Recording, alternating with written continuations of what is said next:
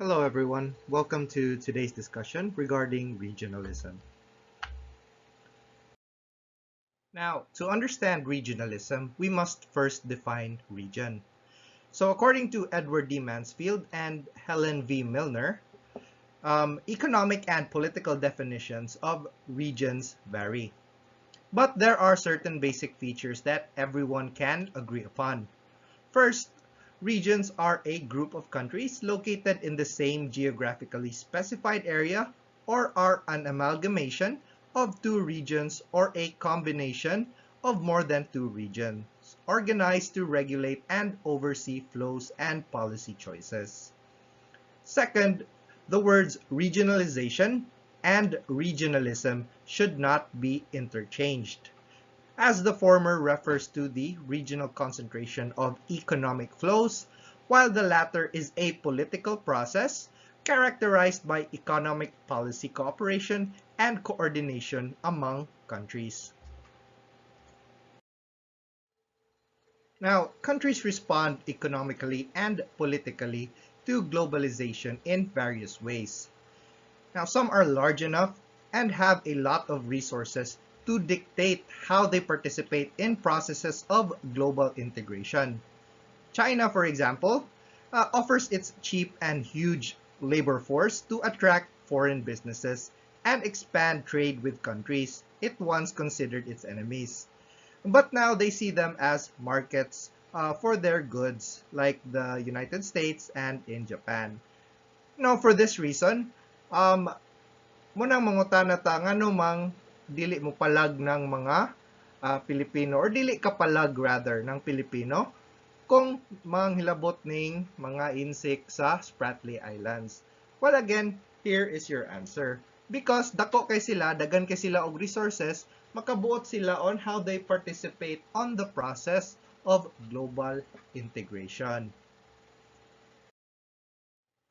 So other countries make up for their small size by taking advantage of their strategic location. Singapore and Switzerland compensate for their lack of resources by turning themselves into financial and banking hubs. Now, because of Singapore's strategic location, they developed their harbor facilities, no? Ilang mga pantalan. Para mahimo silang transit port para sa mga ships nga gadala og mga various commodities from Africa, Europe, the Middle East, and mainland Southeast Asia. Now, ilan ang ihatod na ilang commodities to the Asia Pacific. Pero in most cases, however, countries form regional alliances because for the simple saying that there is strength in numbers. Now, countries will form regional alliances or regional associations for several reasons. One of its main reasons is for military defense. So, the most widely known defense grouping is the North Atlantic Treaty Organization or NATO or NATO. This was formed during the Cold War when several Western European countries plus the United States agreed to protect Europe against the threat of the Soviet Union. Pero ang Soviet Union, wa pud sila gapa alkanse. Gama pud sila ilahang regional alliance with mga communist nga countries. Now this was called the Warsaw Pact, consisting of Eastern European countries under Soviet domination. So, with the fall of the Soviet Union in December of 1991, no, wala sad nila hutay ning Warsaw Pact. However, kaning NATO, no, mo'y nagpabilin. Countries also form regional organizations to pool their resources, get better returns for their exports, as well as expand their leverage against trading partners. Now, we've discussed the organization of petroleum exporting countries on their impact in the 1970s on the oil crisis, where they effectively shut down the oil-dependent countries, especially the United States. So this regional alliance basically flexed their muscles in the 1970s. when its member countries took over domestic production and dictated crude oil prices in the world market. So in a world highly dependent on oil, this integration became a source of immense power. Now OPEC's success convinced the 9 other oil-producing countries to join in. Moreover, there are countries that form regional blocs to prevent or to protect their independence from the pressures of superpower politics. The presidents of Ghana, Egypt, India, Indonesia, and Yugoslavia created the Non-Aligned Movement, or NAM, in 1961 to pursue world peace and international cooperation, human rights, national sovereignty, racial and national equality, non-intervention, and peaceful conflict resolution. So they called themselves non-aligned because the association refused to side with either the first world capitalist democracies in Western Europe and North America or the communist states in Eastern Europe. Now at its peak, NAM had 120 member countries. The movement, however, was not formalized. So they continue to exist even up to today, although they lack the same fervor that it had in the past. And finally, economic crisis compels countries to come together. So the Thai economy collapsed in 1996 after foreign currency speculations, or speculators rather, and troubled international banks demanded that the Thai government pay back their loans. So a rapid withdrawal of foreign investments bankrupted the economy. Now this crisis began to spread to other Asian countries as their currencies were also devalued and foreign investments left in a hurry. So the IMF tried to reverse the crisis, but it was only after the ASEAN countries, along with China, Japan, and South Korea, agreed to establish an emergency fund to anticipate a crisis that the Asian economies stabilized. So the crisis made ASEAN more unified and coordinated. The association has come a long way since it was formed as a coalition of countries which were pro-American and supportive of the United States intervention in the Vietnam War. After the Vietnam War, ASEAN continued to act as a military alliance to isolate Vietnam after it invaded Cambodia, but there were also the beginnings of economic cooperation. So now we move on to non-state regionalism. But before that, don't forget to like, subscribe, and hit the bell notification for Niloha. So kanang sa non-state regionalism, no? Sa iyang pangalan palang daan, dili lang ang mga states may magsabot para mag-work together sila for a common cause. Now, there are also mga communities that will engage in regional organizing. So, muna siya gitawag nga new regionalism. Now, they will vary from form. Now, they can be tiny associations that include no more than a few actors and focus on a single issue, or huge continental unions that address a multitude of common problems from territorial defense to food and also to security as well, or food security. Now, organizations represent this new regionalism. Likewise, mo rely po ni sila sa power of individuals, non-governmental organizations, and associations to link up with one another in pursuit of a single particular goal. Okay? So finally, new regionalism is identified. So kaning new regionalism is identified with reformists. No? They will share the same values, norms, institutions, and system that exist outside of the traditional established mainstream institution and systems. Likewise po, kining ilang mga tactic o mga strategy will also vary. Now, some of these organizations mo partner po ni sila og mga government, no?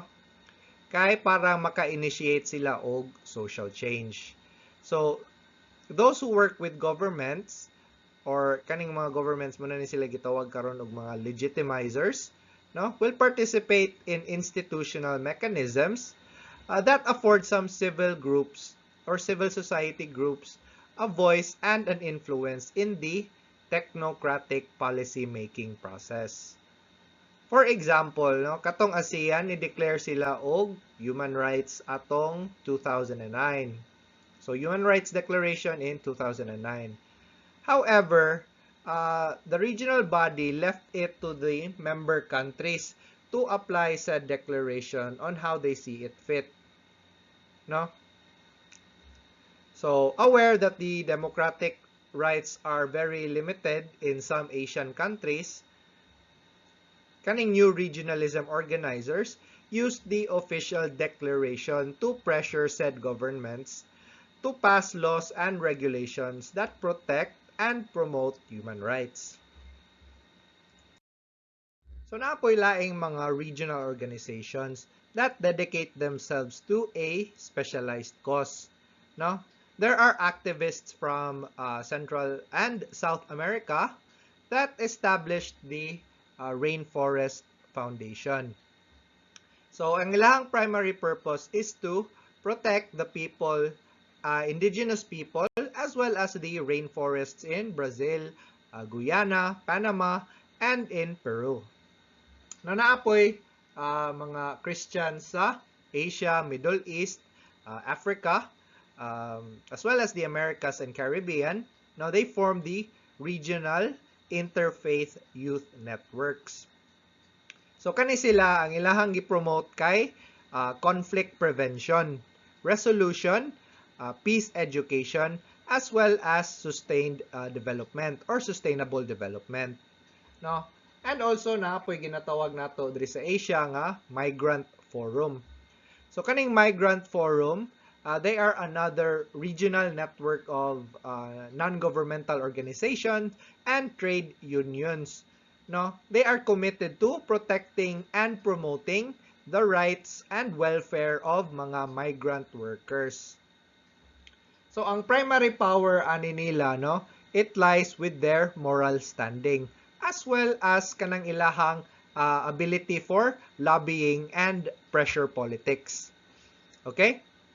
However, no, most of them are poorly financed. So they are at a disadvantage when they are dealing with their official counterparts who have rather a very large state funds, no? So their impact on global politics is very limited, no?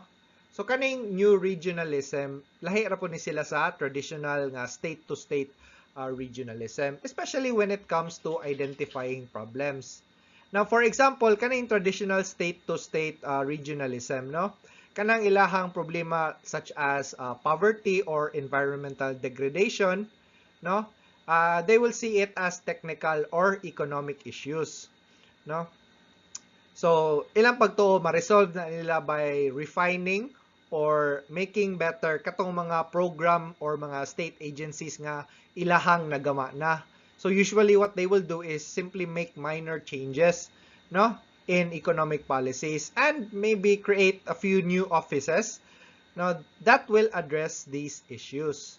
However, no, kaning mga new regionalism nga advocate, no, such as kanang non-governmental organization nga Global Forum, they will see these issues as reflections of flawed economic development and environmental models. Na by flawed, ang buot pasabot ani kay kanang economic developmental plans nila that are mga market-based or profit-driven, no? So they are hardly concerned with the social welfare, especially among the poor. So another challenge pud aning mga new regionalists, no, kay kanang problema nila na sila discord that may emerge among them, no, within themselves ra pod. No, for example, na ay mga disagreements sila over issues like gender and religion. So kanang mga pro-choice nga NGO, they will break away from religious civil society groups that side with the mga churches, mga Muslim nga imam, or governments that are opposed to reproductive rights and other pro-women policies. So moreover, while kaning mga civil society groups are able to have dialogues with the government, the latter may not be welcoming to this new trend and set up one obstacle after another. For example, no, kaning Migrant Forum Asia, as we mentioned nila, earlier, napod sila alay ginatawag nga Coordination of Action Research on AIDS or CARAM, no? They nilabi ni sila og mga ASEAN governments para mo defend sa right sa mga migrant labor workers, no? Or migrant laborers rather. Pero their program of action, however, slowed down once countries like Malaysia, Singapore, and Thailand refused to recognize the rights of undocumented migrant workers and the rights of the families of these migrants. So kani nga mga countries, no, bale stricto mangugayo ni sila og kanang ginatawag na illegal immigrant. So kana diha na barapod ng mga plataporma para sa Migrant Forum Asia. So today, no, daghan pug problema nga giatubang ning regionalism. So usa sa pinakaseryosong problema nga ginaatubang ani nila karon is kaning resurgence or pagbalik sa militant nationalism and populism. No? We talked about NATO before, no, 'di ba? They were established to protect the world or the rest of the world from the Soviet Union or to stop the spread of communism. Pero pagkahulag ba sa Soviet Union, dapat pud unta ni dismantle pod ang NATO, no? Muna siya muna siya basihan sa anti-NATO rhetoric ni Vladimir Putin of Russia. Namus kag ang NATO pod, no, napod sila ilahong problema karon. Well, especially since demonize sila ni former President Donald Trump or former American President Donald Trump, no? Matod pa ni Donald Trump, ang kaning NATO ra daw kay gaangkla ra sila sa military power of the United States, no? Ilang pahimuslan ra ang military power sa United States without giving anything back to them. Okay? So another very crisis-ridden region pod is kaning sa European Union, no? Because of the continuing financial crisis of the region, napugos ning ubang mga country to consider leaving the European Union, like countries like Greece, no? Kaning Greece kinahan silang mobiya kay parang naa sila more flexibility sa ilahang economic policy. Now, nahitabo na naanay country nga ni-leave sa European Union because of anti-immigrant sentiment and populist campaign against Europe, no? Muna siya hinungdan nganong ang United Kingdom ni vote sila nga mo leave sa European Union. So kaning ilahang pag-leave muna gitawag sa media nga Brexit or ang Britain ni exit mo ng Brexit. So on a more local level, no, ato apong region is naapoy mga problema. Kaning mga members sa ASEAN, they continue to disagree to the extent of which member countries should sacrifice their sovereignty for the sake of regional stability. Now, ang link sa ASEAN to East Asia has become problematic, no? Recently, ASEAN countries na wa pud sila gakasinabot og unsaon nila pag relate sa China in terms of the Philippines, no? Kay ang Pilipinas ganahan sila nga i-condemn ang China for occupying the West Philippine Sea.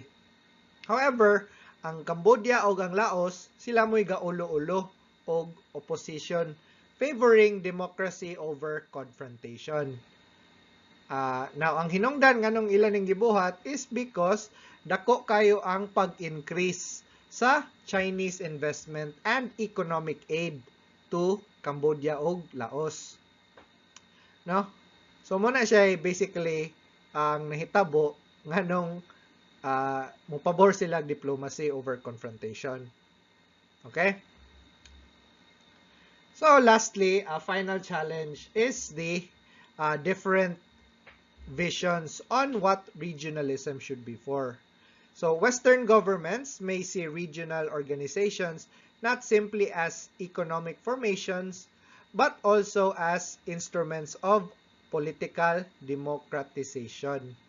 So non-Western and developing societies, however, may have a different view regarding globalization. Uh, development, and democracy. For example, lo kaning Singapore, China o kaning Russia, no?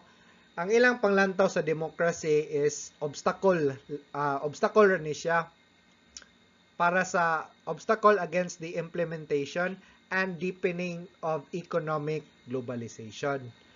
Para nila ang kanang siging inquiry sa public, no? O regarding mga economic projects, sige man tang mangutana tag asa padulong ning kwarta, unsaon inyo bang gitarong ning kwartaha, no? It will lead to lengthy debates which will ineffectually slow down implementation or lead to mga unclear nga outcomes. So matod pa nila ang democracy is a tedious or kote nga procedure that must therefore give way to efficiency. Dapat muuna ang pagka-effective usa ang democracy. Matod pa nila. So these are the main challenges to regionalism, no, sa ato ang kalibutan karon. So muna to siya katapusan sa ato ang lesson about regionalism. So next time we will be discussing about religion, no? Religion, the globalization of religion, as well as religions that are for and against globalization. So again, daghang salamat. So I will see you on the next video.